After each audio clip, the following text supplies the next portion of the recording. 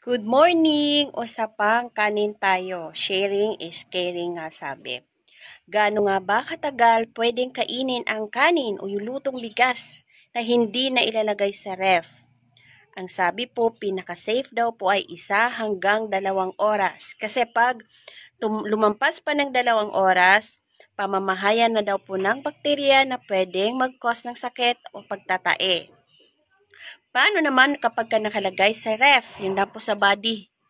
Pwede daw po magtagal ang kanin ng hanggang 3 to 4 days. Yung iba naman po, ang sabi ay hanggang 8 araw. So, magkakaiba po ang source na nabasa ko. So, para po safe, doon na lang po tayo sa 3 to 4 days. Again, paano naman kung nilagay natin sa refrigerator, doon po sa nagyayelo, yung pinaglalagay natin ng mga isda?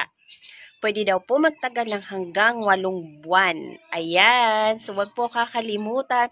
Kasi nakakasanayan na po natin na kumain tayo ng almusal, iniwan lang natin sa lamesa, nasa kaldero, tapos pagkagabi o tanghalian, kinakain na lang natin. Ako, especially po kasi sobrang init ng panahon, mas madali pong masira ang mga pagkain. So, especially pag may mga babies tayo, kailangan po nating alamin yung mga bagay-bagay na pwede nilang na pwede po silang magkasakit. Kahit naman tayo matatanda, syempre sensitive din po lahat ng ating mga